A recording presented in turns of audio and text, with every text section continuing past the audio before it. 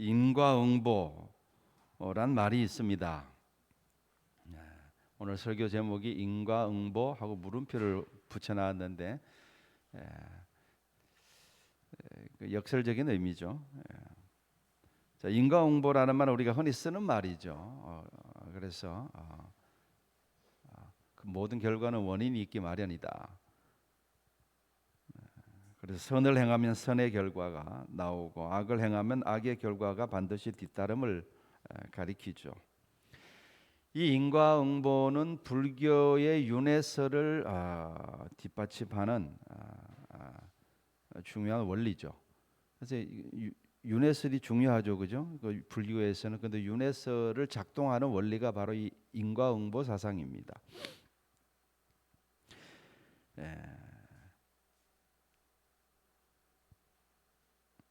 그러니까 삼생이 있는데 전생이 있고 현생이 있고 내생이 있는데 지금 현생에 지금 나의 모든 것은 전생의 업보에 따라 정해진 것이다. 그렇게 믿죠. 그리고 다음 생에 나의 모습 또는 나의 어떤 운명은 이 생의 업보에 따라 결정되어진다. 그게 이제 윤회설이죠. 석가모니는 이러한 전생과 현생 그리고 내생, 이게 3세라 그러죠. 이 3세의 인과관계를 설파했죠. 그래서 불설 3세 인과경이라 부르더라고요. 제가 불설이라는 것은 부처가 설파하셨다. 3세에 대해서 불설 3세 그것을 인과경이라 불렀다. 그런 의미입니다. 근데 그 내용을 보니까 참 재밌습니다. 제가 이렇게 부처의 가르침을 설파하는 시간이 아니니까 몇 가지만 제가 소개할게요. 크게 보면은 그러니까 금생에 말 타고 교자 타고 편하게 다니는 사람들, 요즘으로 치면 자동차 타고 편하게 다니는 사람들은 전생에 다리 놓고 길 놓은 근데 인연 때문이다. 이렇게 설파를 했고요. 금생에 비단 옷, 좋은 옷 입고 다니는 사람은 전생에 의복, 보시를 많이 했기 때문이다. 그렇게 말하고 또 금생에 미남과 미녀인 사람들은 왜 그런가? 전생에 부처님께 꽃봉양을 많이 해서 그렇답니다. 금생에 자식이 없는 것은 왜 그런가? 전생에 화초를 많이 꺾어서 그렇답니다. 하여튼 그런 식으로 설명을 해요. 참. 이 불설 3세 인과경에서는 결론적으로 그렇게 말합니다. 만일 전생일을 묻는다면 금생에 받고 있는 그것이요, 만일 미래의 일을 묻는다면 금생에 짓고 있는 것이 바로 그것이다. 그렇게 말을 합니다. 자, 이런 석가모니의 가르침이 맞습니까? 틀립니까? 당연히 틀리죠. 왜 틀립니까? 전생이라는 것이 있을 수가 없거든요. 전생은 없습니다. 그거는 석가모니가 지어낸 것이지 전생이 있을 수가 없죠. 근데 이 인과응보 사상을 우리의 현 삶에 이 생에 한정지어서 생각하면 어느 정도는 진리죠. 그죠? 모든 결과는 원인이 있기 마련입니다. 예를 들어서 내가 지금 병이 들었다면은 그 병든 원인이 있겠죠. 운동을 게을리 했다든가 좋지 않는 음식을 먹었다든가 생활을 불규칙적으로 했다든가 이런 원인이 있어서 병이 걸린 것이지 아무런 원인도 없는데 병이 걸리지는 않죠. 그러니까 인과응보라는 게 완전히 틀렸다 이렇게 말할 수는 없죠. 근데 그거를 이제 또 확장시켜 가지고 전생이 있다 이렇게 이야기하니까 좀 골치가 아픈 겁니다. 그러니까 이거 사실은 이거는 철학도 아니고 이 과학도 아니고 이는 상식에 불과한 거죠. 그런데 이 상식을 종교적으로, 철학적으로 또는 신학적으로 교리화하면은 심각한 문제가 생기는 겁니다. 그걸 교리화하면은 그게 신념이 되고 신앙이 되어버리죠. 그리고 그것이 신앙이 되어버리면 그것이 나에게 올무가 되어서 빠져나오기가 쉽지 않습니다. 결국은 어떻게 됩니까? 예수님 말씀처럼 맹인이 맹인을 인도하는 꼴이 되어서 둘 다 망하게 되는 거죠. 자, 오늘 본문을 보면은 예수님과 제자들이 길을 가던 중에 나면서부터 소경된 사람을 만나게 됩니다. 그 사람을 보면서 제자들이 문득 궁금증이 들었습니다. 무슨 궁금증이 들었냐면, 랍비여, 이 사람이 맹인으로 난 것이 자기의 죄 때문입니까? 아니면 부모의 죄 때문입니까? 이렇게 묻습니다. 이것도 일종의 인과응보 사상이죠. 제자들의 질문 속에는 하나의 전제가 깔려 있습니다. 그 전제가 뭐냐 하면은 이 사람이 소경이 된 것은 죄 때문이라는 거예요. 그 전제를 깔고 지금 이 질문을 하는 겁니다. 다만 제자들이 궁금한 것은 뭐가 궁금한 겁니까? 이 사람이 소경이 된 것이 죄 때문이라는 것은 확실하게 믿고 있어요. 그걸 물은 게 아니라 누구의 죄 때문인지를 묻는 거예요. 자기 자신의 죄 때문입니까? 아니면 부모의 죄 때문입니까? 불교에서는 뭐라고 대답합니까? 전생의 업보 때문이다, 이렇게 대답을 하죠. 유대교에서는 뭐라고 말합니까? 죄 때문이다 라고 생각하는데 비슷한 수준이죠. 당시에 이스라엘 사람들은 인간이 당하는 모든 고난은 죄 때문이라는 생각을 가지고 있었습니다. 여러분 욥기를 보시면 욥이 고난을 당하지 않습니까? 갑자기 집안이 풍지박산이 나죠. 그래서 욥의 세 친구들이 와서 이야기를 하는데, 그 친구들이 가지고 있는 기본적인 사상이 뭡니까? 인과응보 사상이죠. 네가 죄를 지어서 그렇다. 엘리바스가 강조하는 게 그거죠. 그러니까 너가 그렇게 지금 고난 당하고 이렇게 환난 가운데 있는 것은 네가 하나님 앞에 죄를 범해서 그렇다. 그렇게 주장하는 겁니다. 하나님은 나중에 새 친구들을 책망하시죠. 자, 이처럼 이스라엘 백성들은 고난 당하는 사람들을 동정하지 않습니다. 그래서 문둥병 환자를 만약에 본다, 그러면 그 환자를 불쌍히 여기는 것이 아니라 오히려 정죄합니다. 얼마나 죄를 많이 지었으면은 문둥병에 걸리느냐. 그리고 오히려 핍박했어요. 가난한 사람들에 대해서도 마찬가지입니다. 가난한 사람들을 무시했습니다. 얼마나 죄를 많이 지었으면은, 큰 죄를 지었으면은 저렇게 가난하냐, 거지가 될 정도로 가난하냐. 그래서 오히려 가난한 사람들을 멸시하고 부자들을 존경했죠. 여러분 부자와 거지 나사로 이야기 아시죠? 부자가 그 거지 나사로가 늘 자기 집 앞에, 대문 앞에 있는데도 불구하고 거들떠보지도 않는 이유를 아시겠죠? 그런 어떤 기본적인 생각들이 깔려 있는 겁니다. 부자가 된 것은 과거에 착한 일을 많이 해서 하나님께 복받아서 부자가 된 것이라고 생각한 것입니다. 자, 이런 생각들, 그러니까 뭐 비슷하죠. 불교인들이 전생의 업보 때문이라고 생각하던, 유대교인들이 과거의 내 죄 때문이라고 생각하던 이런 어떤 이렇게 인과응보적인 사고는 현대인들이라고 다르지 않죠. 현대인들도 대부분 그렇게 생각합니다. 그러니까 지금 나의 모습을 그 원인을 어디에서 찾으려고 하는 겁니까? 과거에서 찾으려고 하는 거예요.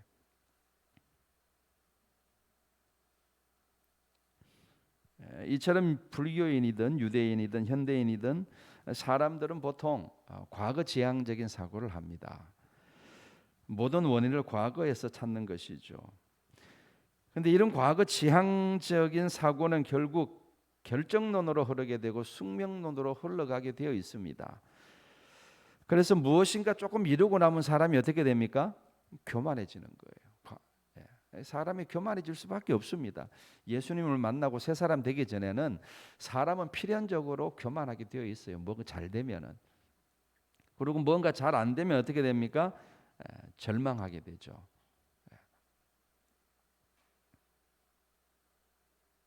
축복만을 강조하는 교회가 있었습니다. 그 교회를 대상으로 그 교회 구성원들을 분석한 논문이 있는데, 그 논문을 보면은 의외의 사실을 발견하게 됩니다.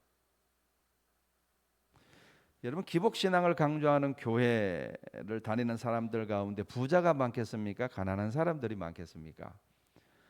우리가 언뜻 생각하면 가난한 사람들이 많을 것이라고 생각을 하죠. 왜냐하면 가난한 사람들이 교회에 나와서 복받고 부자 되기를 원할 것이라고 생각합니다.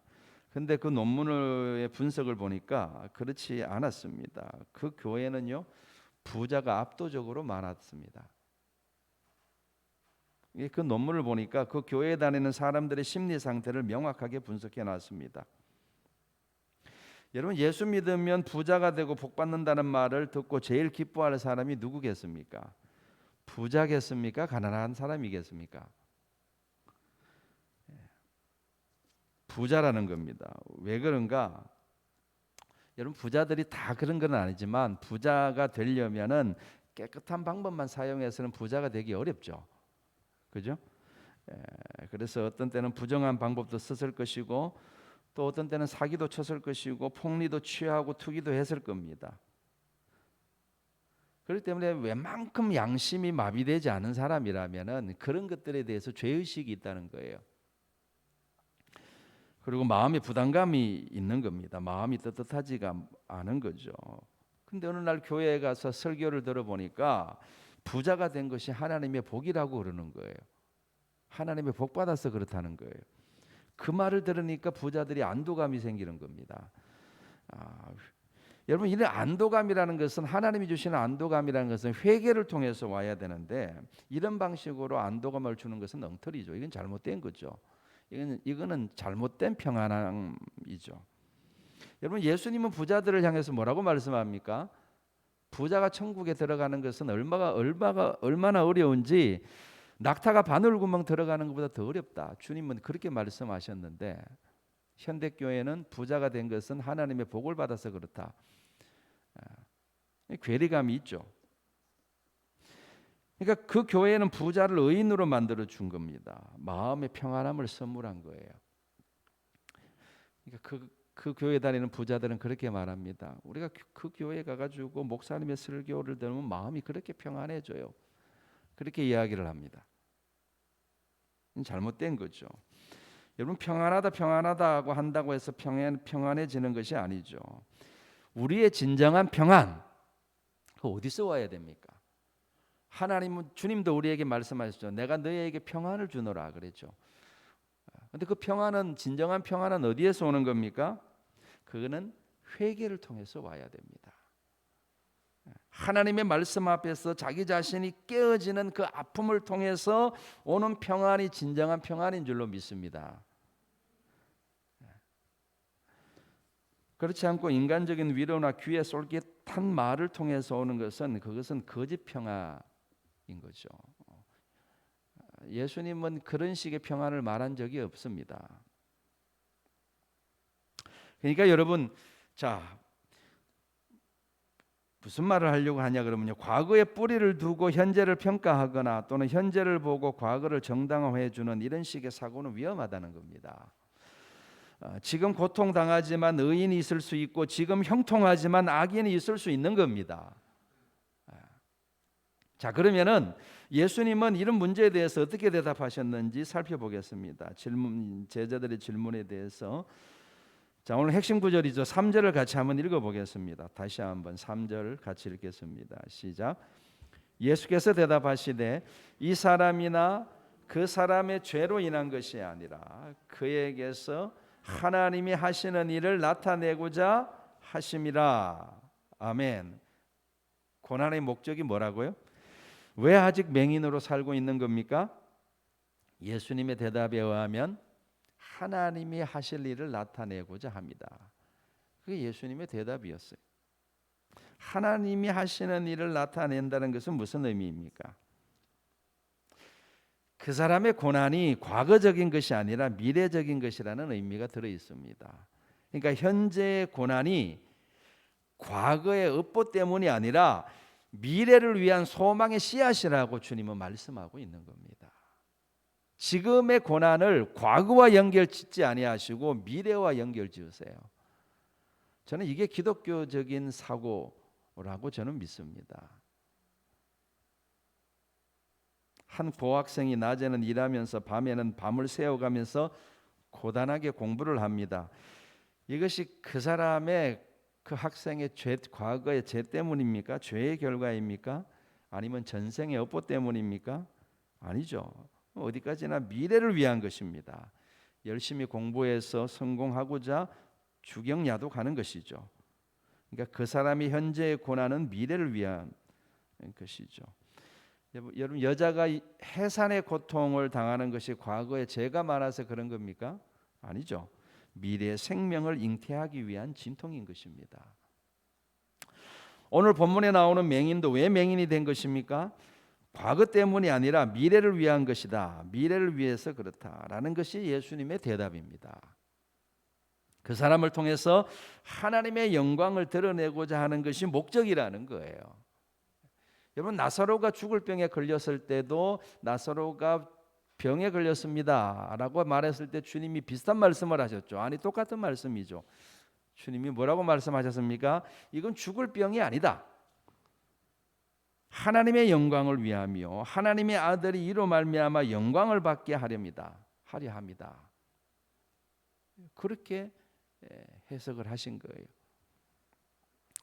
그러니까 예수님은 철저하게 유대교적인 사고를 거부하시고 현재의 고난을 미래와 연결시키신 것입니다.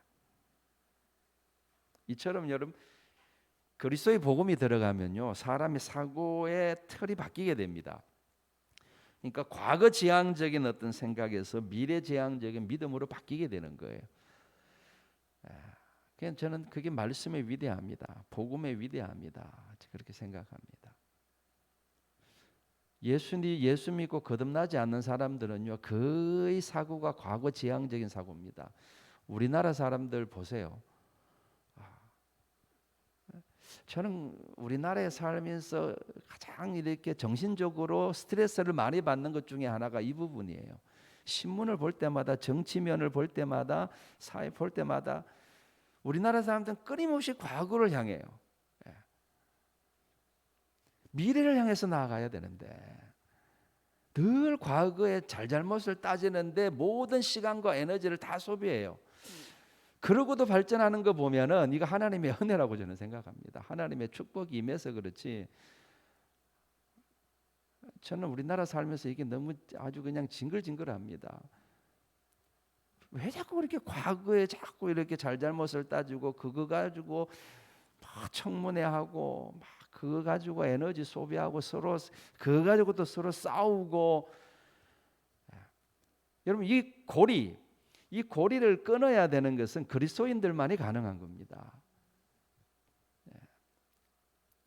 복음으로 새롭게 거듭난 사람들, 그리스도인들만이 미래를 향해서 나아갈 수 있는 에너지와 동력이 있는 줄로 믿습니다. 수세기 동안 죄인들을 가두는 곳을 형무소라고 불렀습니다. 형무소라는 말 자체가 무슨 뜻이냐 하면은 죄의 대가를 치르는 곳이다, 그런 뜻입니다. 그러니까 이 인과응보의 개념이 들어가 있는 거죠. 죄인은 고통을 당해야 한다는 겁니다. 이것이 형무소의 개념입니다. 그런데 19세기에 영국의 복음의 열풍이 불어닥칩니다. 그러자 사람들의 시각이 변화되기 시작합니다. 자, 그 중에 한 사람인 엘리자베스 프라이라는 여자가 이 형무소를 교도소로 바꾸는 운동을 벌였습니다. 교도소는 목적이 뭡니까? 형무소는 죄에 대해서 응징하는 게 목적이죠. 근데 교도소는 목적이 달라요. 그 사람의 죄에 대해서, 과거의 죄에 대해서 응징하는 게 목적이 아니라 그 사람을 변화시키는 게 목적입니다. 그래서 이름을 교도소로 바꾸자. 완전히 다른 거죠. 같은 죄인을 봐도 보는 시각이 전혀 다른 것입니다. 저는 이것이 성경의 시각이고 하나님의 시각인 줄로 믿습니다. 하나님이 지금 저와 여러분을 바라볼 때도 그렇게 바라보신다는 사실을 기억하시기를 바랍니다. 우리도 세상을 바라볼 때, 세상의 죄인들을 바라볼 때 그렇게 바라봐야 돼요. 하나님은 이미 저와 여러분들은 그리스도 예수 안에서 거듭난 사람들이잖아요. 예수 그리스도를 믿고 하나님의 자녀로 거듭난 사람들인데 여전히 하나님이 우리를 바라보실 때 과거의 죄를 가지고 우리를 바라보시지 않는다니까요. 그거는 성경의 시각도 아니고 하나님의 시각도 아닙니다. 우리 또한 그래야 되지 않겠습니까?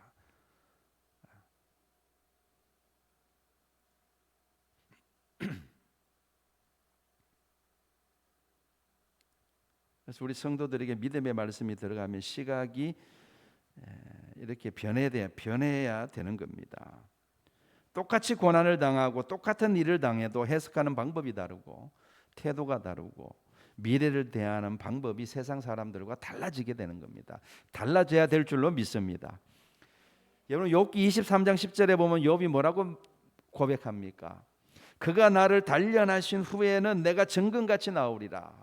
지금 자기가 당하는 고난이 막심한데 자기의 모든 것을 다 잃어버리지 않습니까? 그런 와중에도 그걸 단련이라고 생각을 하고 나중에 미래에 정금같이 나올 것이라고 고백하지 않습니까? 그러니까 강조점이 단련에 있는 것이 아니라 지금 내가 당하고 있는 고난에 초점이 가 있는 것이 아니라 욥의 초점은 어디에 가 있습니까? 미래에 가 있는 거죠. 성경은 전부 다 미래지향적입니다. 누구든지 그리스도 안에 있으면 새로운 피조물이라 이전 것은 지나갔으니 보라 새 것이 되었도다. 그리스도 안에서 거듭난 사람은 이전 것은 지나갔음을 믿으시기 바랍니다. 확실히 믿으시길 바랍니다. 과거가 더 이상 나에게 영향을 끼칠 수 없습니다. 그리스도 안에 있는 사람들에겐 인과응보가 통하지 않습니다. 인과응보가 틀렸다는 말이 아니라 어느 정도 진실이고 진리가 있다 그랬죠. 과거의 원인으로 인하여 오늘의 현재의 결과를 낳은 것입니다. 그러나 그리스도 안에 있는 사람들에게는 더 이상 그것이 통하지 않는다는 거예요. 예수 믿기 전에는 몰라도 예수 믿고 난 후에는 진심으로 예수님을 나의 구주로 영접한 사람은 더 이상 과거의 저주가 오늘의 나에게 영향을 끼치지 않습니다. 아멘. 그럴 수 없어요. 이거 믿으셔야 됩니다. 과거의 죄가 새롭게 거듭난 나를 정죄하지 못합니다. 과거의 저주가 새롭게 거듭난 나의 미래를 망가뜨릴 수 없습니다. 그게 그리스도 예수 안에 있는 사람들의 권리이고 특권이에요. 나의 미래는 오직 예수 그리스도 안에 있음을 믿으시기 바랍니다.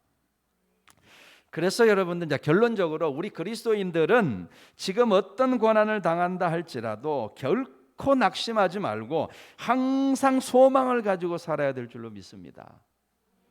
할렐루야. 이 너무너무 중요한 거예요. 여러분 전생 운운하지 마시고 팔자 타령하지 마시고 부모 탓하지 마시고 가난 탓하지 마시고 오직 예수 그리스도 안에서 하나님이 나에게 하실 일을 기대하며 바라보시기 바랍니다. 이게 기독교인의 시각이어야 돼요. 로마서 8장 28절에 뭐라고 말씀합니까? 우리가 알거니와 하나님을 사랑하는 자 곧 그 뜻대로 부르심을 입은 자들에게는 모든 것이 합력하여 선을 이루느니라. 아멘. 지금 현재가 끝이 아니라 하나님의 부르심을 입은 우리들은 반드시 하나님께서 선을 이루어가는 역사가 우리를 기다리고 있는 겁니다. 그것을 믿고 어떤 상황 속에서도 주를 바라보며 소망 가운데 거하시기를 주의 이름으로 축원합니다. 그리고 두 번째로 주의 말씀에 순종하시기를 바랍니다. 주님의 말씀은 천지 만물을 창조하신 하나님의 절대적인 권세입니다. 그래서 따라서 주의 말씀은 순종하면 반드시 하나님의 역사를 보게 되어 있는 겁니다. 맹인에게 주님이 어떻게 하십니까? 땅에 침을 뱉어서. 저는 예수님이 침을 뱉었다는 게 상상이 안 됩니다. 어떤 침을 탁 뱉어가지고 진흙을 일겨가지고 그거를 그 맹인의 눈에 발라줍니다. 발라주면서 이제 실로암 못에 가서 씻어라 그러죠. 아니 그냥 이렇게 눈에다가 손을 대고 안수하시면서 내가 명하노니 눈을 떠라 그러면 되실 텐데 그래도 눈이 떠졌겠죠, 그죠? 근데 그렇게 하시지 않고 번거롭게 또 침을 땅에 뱉고 그걸 또 버무려 가지고 눈에 바르고 가서 씻어라. 그렇게 하신 목적이 여러분 뭐라고 생각하십니까? 아마도 맹인이 순종하나 순종하지 않나 그걸 보시려고 그렇게 한 것 같지 않습니까? 뭐 다른 특별한 이유를 찾을 수가 없습니다. 그런데 놀랍게도 맹인은 그 예수님의 말씀에 순종합니다. 그래서 실로암 목까지 가가지고 씻으니까 눈을 뜨게 된 거예요. 태어나서 처음으로 눈을 뜨게 된 겁니다. 순종함으로 인생이 바뀐 겁니다. 여러분, 이처럼 주의 말씀에 순종하는 것이 우리의 인생을 바꾸고 우리의 미래를 바꿉니다. 여러분, 문둥병에 걸렸던 시리아의 군대 장군 나아만 이야기 잘 알고 있지 않습니까?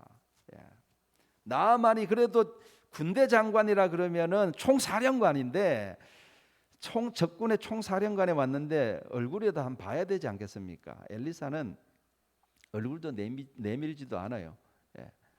저 요단강에 가서 7번 씻어라 그러고 맙니다. 아니, 우리나라에 강이 없어가지고 이까지 와서 요단강에 씻느냐? 그리고 막 불같이 화를 내죠. 근데 그 지혜로운 여종이 이제 이렇게 잘 설득을 하니까 가서 순종해서 씻으니까 나음을 얻게 되죠. 베드로가 예수님의 말씀에 순종해서 깊은 곳에 가서 그물을 내렸기 때문에 그물이 찢어질 만큼 물고기를 잡았습니다. 그전에는 밤새도록 그물을 내렸지만 물고기 한 마리 잡지 않았는데 주의 말씀에 순종하여 나아가니까 그런 역사가 일어나는 겁니다. 여러분, 주님의 말씀에 순종하시기를 축복합니다. 히브리서 5장 9절에 이렇게 말씀합니다. 예수님은 자기에게 순종하는 모든 자에게 영원한 구원의 근원이 되신다. 그렇게 말씀합니다. 이것이 바로 영적인 진리죠. 예수님은 자기에게 순종하는 자들에게 영원히 구원의 근원이 되신다. 이 말씀은 곧 예수님에게 순종하는 자들은 그 어떤 것도 그 누구도 건들지 못한다는 의미입니다. 과거의 업보도, 과거의 죄도, 힘 있는 강한 자들도, 저주스러운 어떤 운명도, 그 어떤 것도 그 사람을 건들지 못한다. 영원한 구원의 권한이 되신다. 아멘. 그래서 여러분들 주님의 말씀에 순종하는 게 너무너무 중요한 거예요.